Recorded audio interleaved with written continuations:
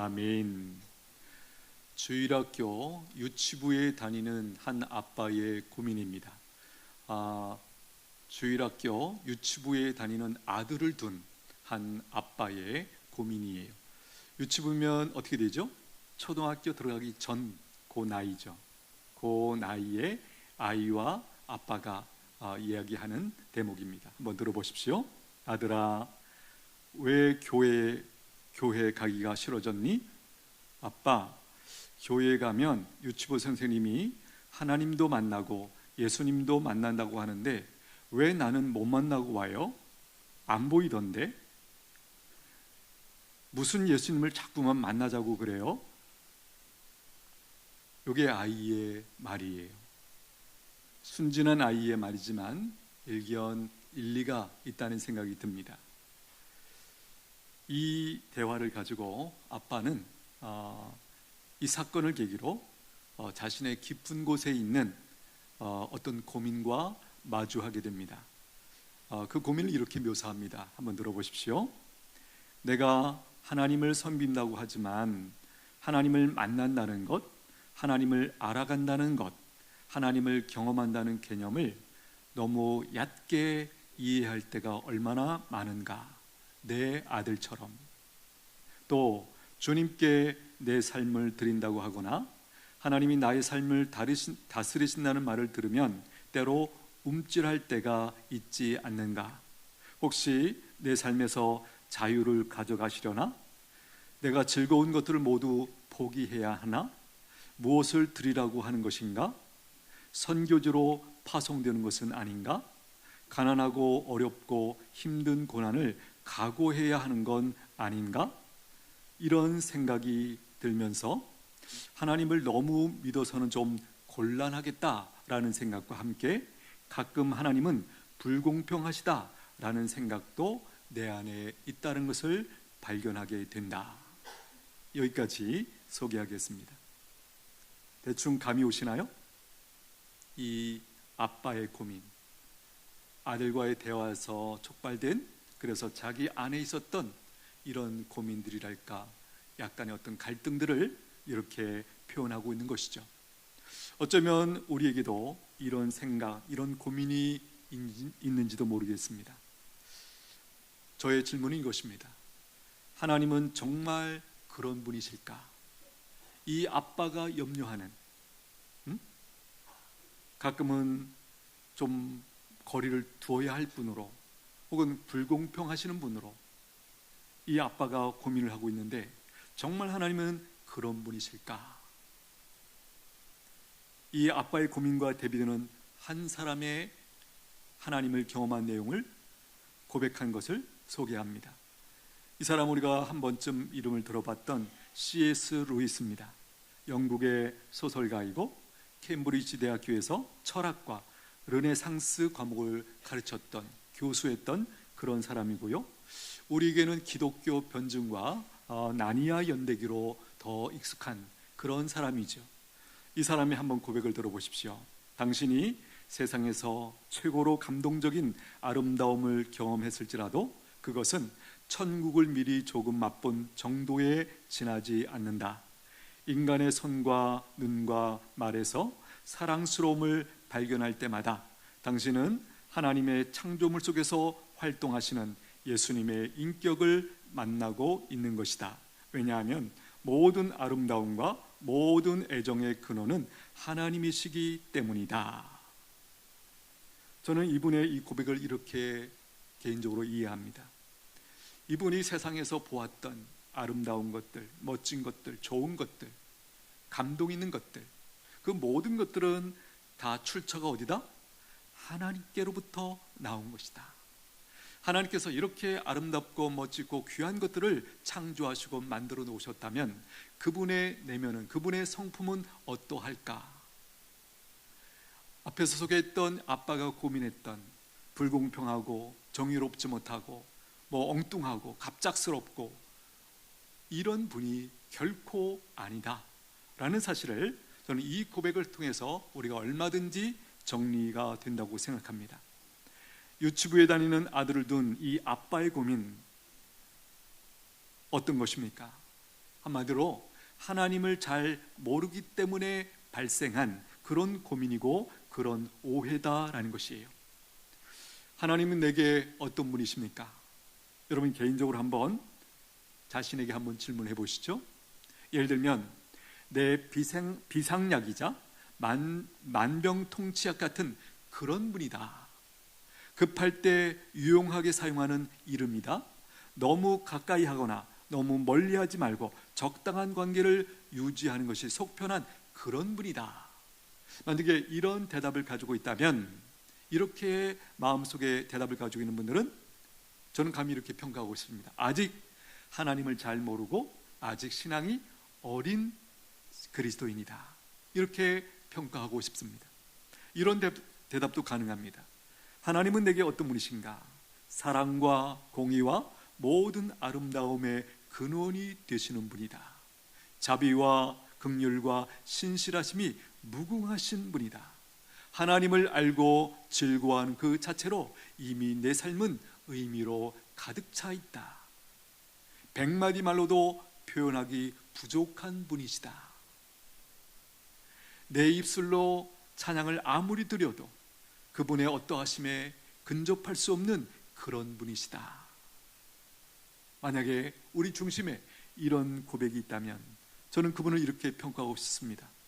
정말 제자로 살아가는 그리스도인이다. 세상에 성경에서 우리에게 빛과 소금이라고 명명하셨던 그것에 걸맞는 그런 삶을 살고 있는 사람이 분명하다. 저는 감히 이렇게 평가하고 싶습니다.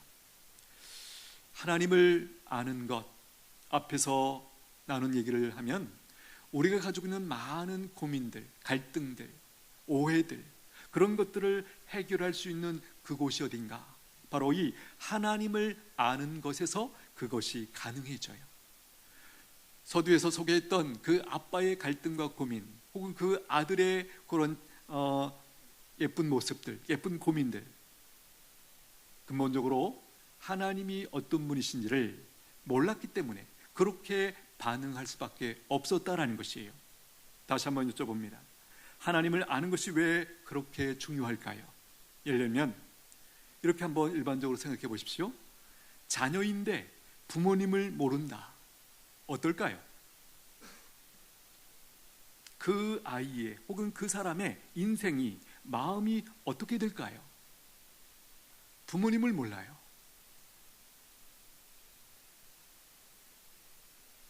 모르긴 해도 제가 생각하는 것 중에 하나는 자신의 뿌리에 대해서 계속 질문이 일어날 수밖에 없죠.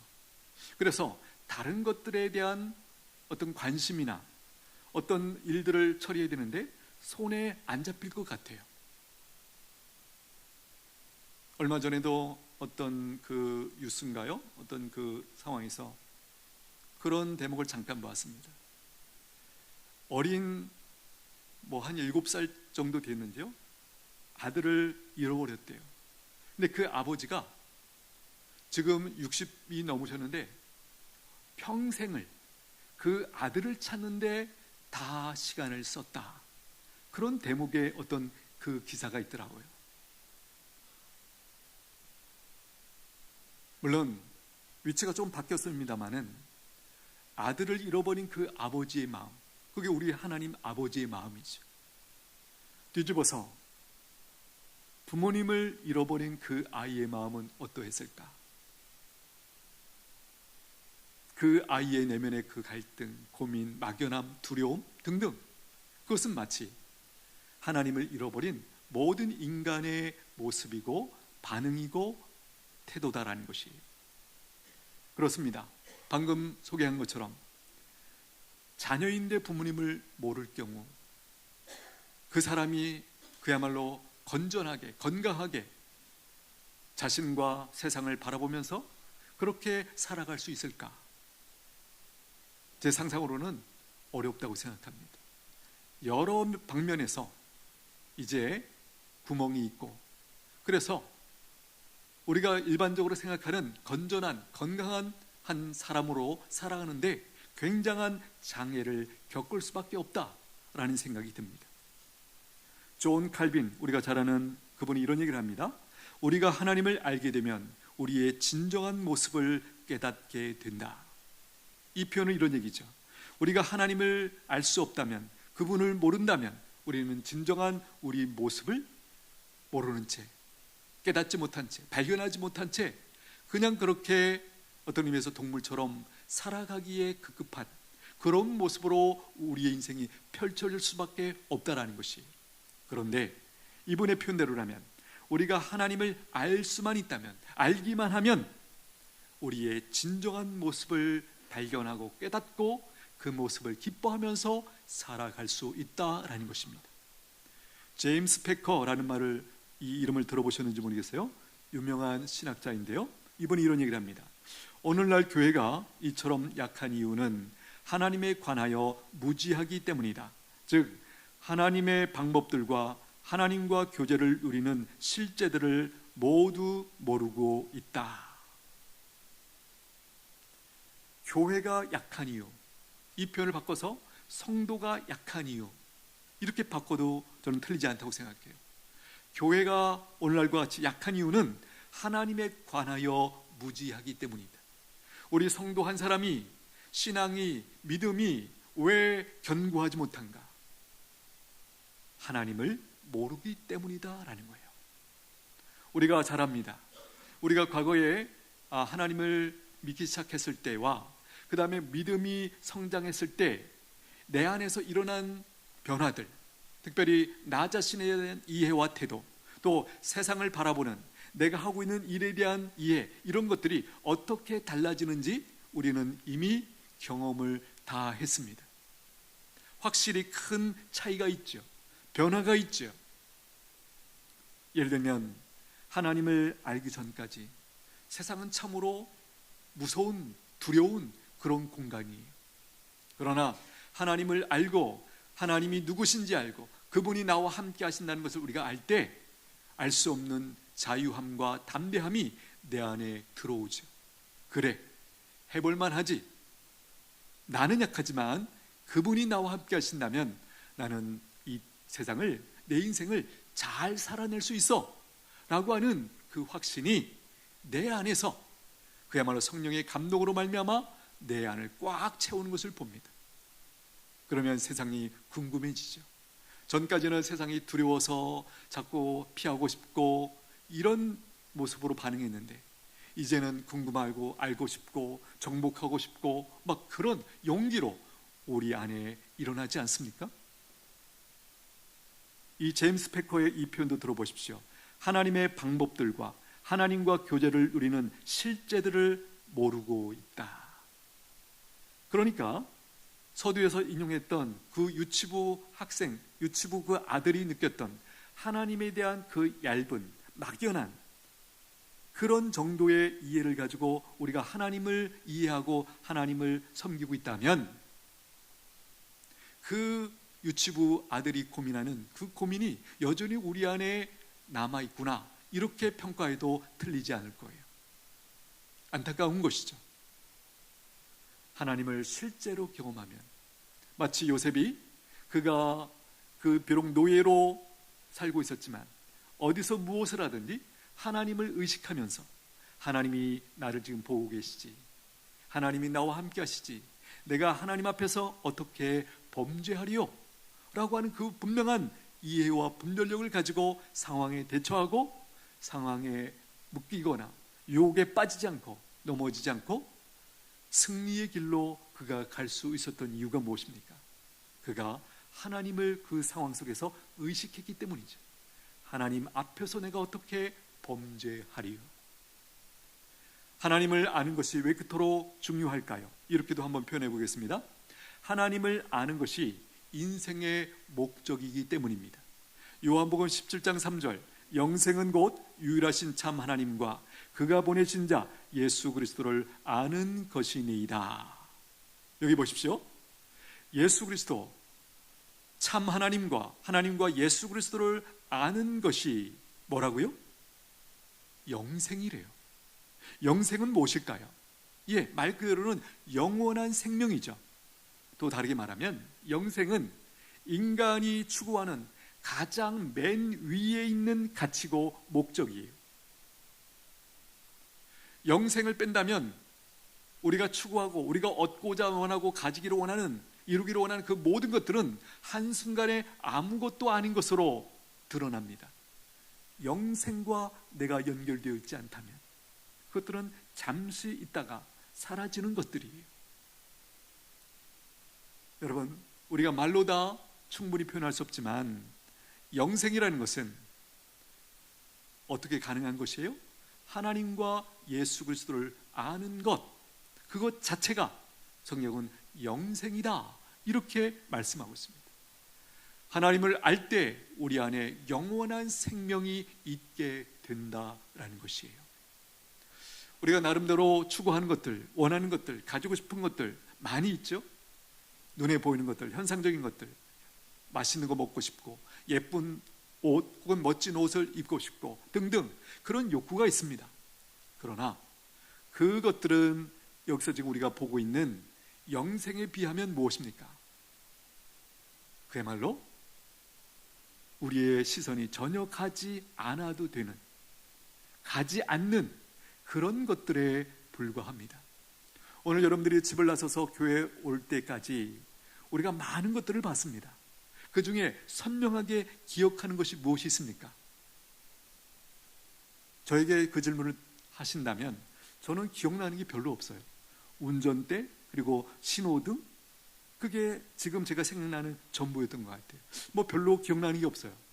늘 보고 다녔던 그 길에서 그럴까요? 지금 무슨 얘기를 하고 싶었냐면, 사실은 우리가 하루라는 이 공간 안에만 사는 존재로 한번 생각을 해보십시오. 그런데 대부분의 것들은 사실은 우리에게 별로 그렇게 중요한 것들이 아니라서 일부러 기억을 안 하는 게 아니라 기억 자체가 입력이 안 되는 거예요. 왜요? 그러니까 그것들에 주목하지 않기 때문이죠. 그냥 지나가는 것이죠. 내가 가는 이 교회 오는 길에 방해가 안 된다면, 예를 들면 차를 타고 오는데 누가 막혔어요. 그러면 저는 그 막은 차를 굉장히 기억할 거예요. 왜? 내 목적하는 바 교회에 가는 그 길을 방해했기 때문에, 시간이 늦었기 때문에. 만약에 그 어떤 상황 때문에 제가 예배에 인도를 해야 되는데 9시가 넘어서 교회에 도착했다면 어떤 일이 벌어지죠? 저는 그 차와 그 차의 주인을 결코 잊을 수 없을 거예요. 평생 아마 원망할지도 몰라요. 지금 무슨 말씀드리고 있죠? 이렇게 내 인생의 방향과 목적에 특별한 어떤 방해나 그런 것이 아니라면 우리는 대부분 기억을 안 해요. 아니, 못해요. 그냥 스쳐 지나가는 것들이에요. 사실은 우리가 살아가면서 지금 우리가 이거 참 귀한데 라고 말하는 것들도 어떤 시점에 가면 우리가 다 손에서 놓게 되어 있어요. 아무것도 아니었는데 이걸 놓고 내가 정말 아웅다웅 하면서 그렇게 싸웠구나. 그것이 뭔데? 아무것도 아닌 것을 내가 그렇게 추구했구나. 그것이 깨달아졌을 때 참 후회스럽기도 하고 안타깝기도 하고 불쌍하기도 하고 허망하죠. 내가 그런데 에너지와 시간을 내가 빼앗기다니 억울하다. 그런 마음이 분명히 들고 말 거예요. 그렇습니다. 우리에게 인생의 목적이 무엇입니까? 하나님을 아는 것입니다. 오늘 말씀 한번 보십시오. 예레미야 9장에 보면 23절, 여호와께서 이와 같이 말씀하시되 지혜로운 자는 그의 지혜를 자랑하지 말라. 용사는 그의 용맹을 자랑하지 말라. 부자는 그의 부함을 자랑하지 말라. 여기까지 보십시오. 지혜, 용맹, 부함, 이건 어떤 것들이죠? 어떤 사람이 간절히 갖기를 원해서 열심히 시간을 들여서 얼마나 시간 들였는지 몰라요. 그렇죠? 예를 들면 끝에 있는 부함 같은 경우는 시간이 굉장히 많이 들어가야 되는 것들 아니겠습니까? 뭐 금방 나가서 하루 일하고 부자가 이런 경우는 없잖아요. 아마도 여기 이것들은 어떤 사람들이 평생을 간절히 원했던 것, 그렇죠? 그래서 드디어 지혜로운 사람이 되었고 용맹한 사람이 되었고, 그렇죠? 드디어 모든 사람들이 부유할 만한, 부러워할 만한 그 부유함을 드디어 갖게 된 거예요. 얼마나 뿌듯할까요? 얼마나 자랑스러울까요? 그 성취감, 그 승리감, 그 성공감은 어떤 것일까요? 우리에게도 이런 영역이 분명히 있죠. 여기 예를 들고 있는 이 지혜라는 것들, 용맹이라는 것들, 용맹이라는 개념이 사실 이 시대에는 조금 이렇게 빛이 조금 이렇게 바랜 그런 느낌이 없지 않아 있어요. 예를 들면 조선 신화나 이때에 보면 그 용맹함, 어떤 사람에게 특별히 요구될까? 예를 들면 장군, 장수 같은 사람이죠. 이 시대의 장군, 장수는 뭐 몸으로, 칼로 이런 경우는 참 많이 멀어졌죠. 그러나 그 시대에만 해도 칼로, 그죠? 무거운 칼로, 강한 칼로, 혹은 이런 것들이 있었기 때문에, 그리고 전쟁도 직접 이제 부딪혀서 싸우는 상황이었기 때문에 용맹이라는 것이 얼마나 중요한 덕목이었을까, 그렇죠? 내가 왕인데 어떤 사람을 장군으로 발탁하고 쓸까? 당연히, 그렇죠? 용맹한 사람, 지혜로운 사람, 이런 사람을 바탕해서 쓸 거예요. 그러니까 지금 여기서 열거되고 있는 지혜, 용맹, 부함 이런 것들은 사실은 어느 시대에나 각광받던, 누구에게나 필요했던, 누구나 갖기를 원했던 그런 중요한 요소들이라는 거예요. 그런데 한마디로 뭐라고 말씀합니까? 그런 거 자랑하지 말라. 자랑할 거 아니다. 진짜 자랑해야 될 것이 무엇인가? 보십시오. 뭐라고 말씀합니까? 저는 이것으로 자랑할지니 곧 명철하여 나를 아는 것과 나 여호와는 사랑과 정의와 공의를 땅에 행하는 자인 줄 깨닫는 것이라.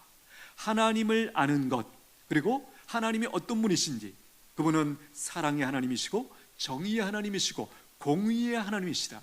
이 세상을 어떻게 다스리시는가? 사랑으로 다스리시고 공의로 다스리시고 정의로 다스리시는 분이시다. 여러분, 이것을 아는 게 왜 그토록 중요하죠? 예를 들면 이런 거예요. 내가 이 땅에 살아가는데 참 억울함을 경험했을 때 우리가 사실 풀 길이 많지 않아요. 그런데 하나님이라는 분을 알고 계시고 그분이 이 세상의 왕이시고 통치자이시다. 그래서 그분한테 달려가서 내 억울함을 호소했을 때 그분이 어떻게 해주신다라는 거예요.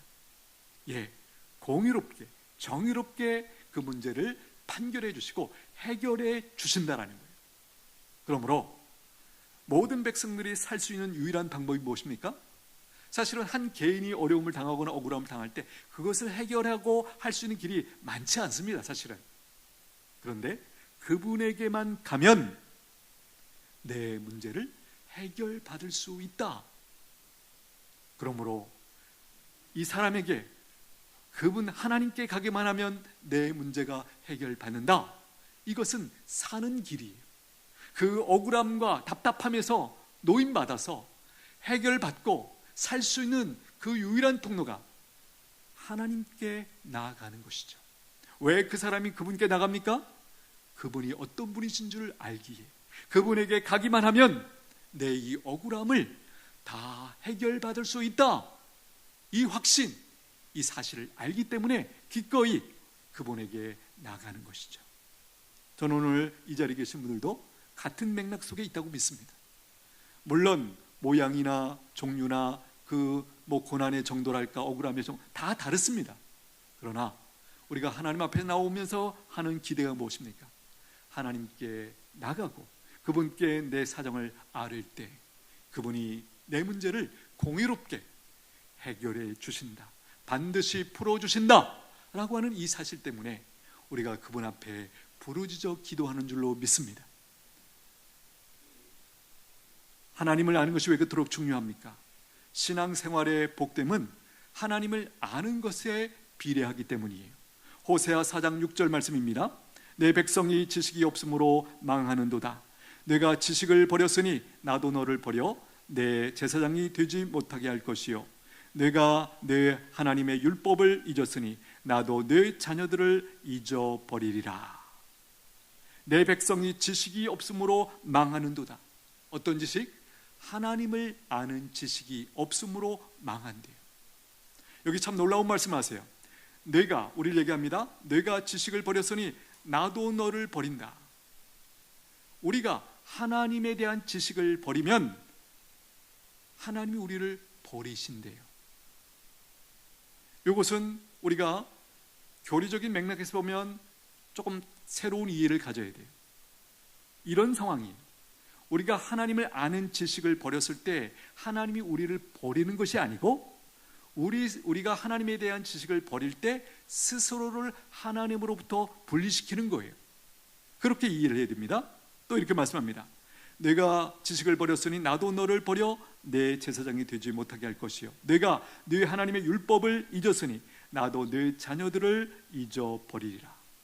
우리가 하나님의 율법, 하나님의 말씀을 잊어버릴 때 하나님이 어떻게 반응하신다고요? 나도 너의 자녀들을 잊어버리리라. 이 상관관계가 이해가 되시나요?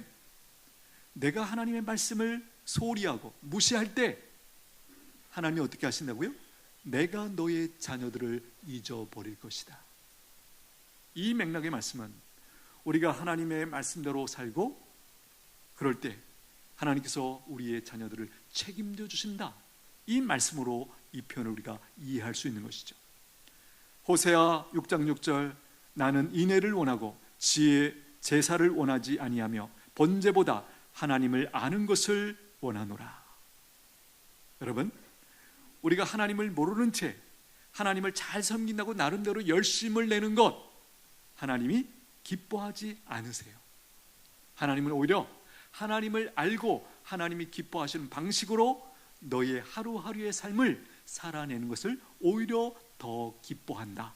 바로 이 말씀이죠. 여러분, 이 사실이 우리 안에 위로가 될 수 있게 되기를 축복합니다. 이것이 바로 하나님을 섬기는 자들과 우상을 섬기는 자들의 아주 두드러진 특징이고 차이점이죠. 우상을 섬기는 자들은 그들이 나름대로 섬기는 그 신에 대해서 모릅니다. 모르고 그 신도 이 사람들에게 뭘 원하지 않아요. 요구하지 않습니다. 그런데 창조주 하나님은 어떻습니까? 하나님은 우리에게 말씀하세요. 우리가 먼저 그 하나님을 알기를 원하세요. 그래서 구약에서 보면 선지자들을 계속해서 보내주시고 오늘 우리 이 시대에는 예수님과 함께 이 성경이라는 책을 통해서 하나님이 어떤 분이신지를 알기를 기뻐하시고 원하시죠. 그래서 교회를 세워주시고 교회를 통해서 이 말씀을 가르치는 최종적인 목적이 뭐예요? 바로 하나님께서 부르신 백성들에게 하나님이 누구신지를 알도록 가르치기 위하여 하나님께서 이 교회라는 이 공동체, 하여간 교회와 관련된 모든 것들을 하나님께서 주신 이유, 세워주신 이유가 바로 여기 있다라는 것이에요. 여러분, 하나님을 알고 하나님의 말씀을 따라 살아가는 그 복됨이, 그 영광이 우리 안에 깨달아지게 되기를 축복합니다. 여기가 살 길이구나. 이거에 대해서 여러분들이 믿음이 없다면 저는 여러분들이 이 자리에 안 계셔도 된다고 생각해요. 계실 필요가 없어요. 우리의 소망, 하나님을 알고 그분의 말씀대로 살면 내가 가장 영광스럽게, 가장 나답게, 가장 인간답게 살아갈 수 있다라는 그 믿음이 있기 때문에 오늘도 이 자리에 계신 줄로 믿습니다. 오늘날 교회 안에서 성도가 하나님을 아는 지식이 무지하게 된 원인이 무엇일까요? 고통과 고난을 통과하면서 우리의 마음이 분노와 좌절로 이렇게 뒤덮일 때 하나님을 아는 것에 대해서 관심을 잃어버리게 된다는 거예요. 우리 중에 이런 마음의 질문이 계신 분이 계실까요? 나는 왜 이런가? 내 인생은 왜 이런가? 세상은 왜 이런가? 이런 질문에 사로잡히면 그야말로 원망과 불평 가운데 살 수밖에 없죠. 이런 상태에 머물면 하나님에 대한 관심이 없게 된다는 거예요. 마음이 삭막해진다는 거예요. 이런 불평 어린 마음, 원망하는 마음이 있으면 하나님에 대한 관심, 하나님을 알고자 하는 그 마음이 우리 안에서 죽어버린다는 거예요. 또 한 가지 이런 원인을 지적합니다. 나를 세상의 중심에 놓는 교만한 본성 때문이다. 나를 세상의 중심에 놓는 교만한 본성 때문이다. 우리가 예수님을 믿고 일어난 가장 큰 변화 중에 하나가 뭐죠? 그 전까지는 방금 했던 표현대로 세상의 중심이 나예요. 내가 기준이에요. 나에게 좋으면 좋은 것이고 나에게 선하면 선한 것이에요. 다른 사람에게 아무리 선해도 나에게 안 좋으면 선한 것이 아니에요. 예를 들면 이런 판단, 이런 기준을 가지고 판단하는 이 모습이죠. 여러분, 나를 세상의 중심에 놓으면 어떤 일이 벌어지는가? 하나님의 선하심,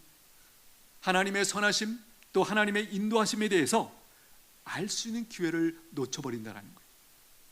하나님이 얼마나 선하신 분인지, 얼마나 좋으신 분인지, 얼마나 선한 섭리를 가지고 계신 분인지, 이것을 알 수 있는 기회를 스스로 자기가 버리는 것이에요.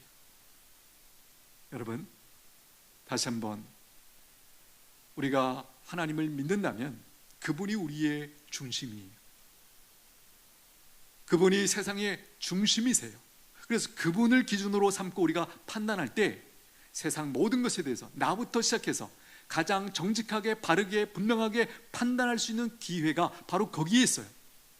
하나님을 중심으로 놓고 나를 이해하고 옆에 있는 사람들을 이해하고 인생을 이해하고 세상을 이해할 때에만 우리는 가장 정확하게 이해를 하는 것이에요. 그런데 이것이 뒤집어졌을 때, 나를 중심에 놓고 세상을 모든 것을 판단하고 이해할 때 어떻게 될까요? 세상이 뒤죽박죽 되는 거예요. 어쩌면 요즘 우리가 살면서 세상이 왜 이런가, 복잡하다, 잘 모르겠다, 방황하고 있는 느낌이 조금 있다면 그 원인 중에 하나는 바로 내가 여전히 중심에 있기 때문입니다.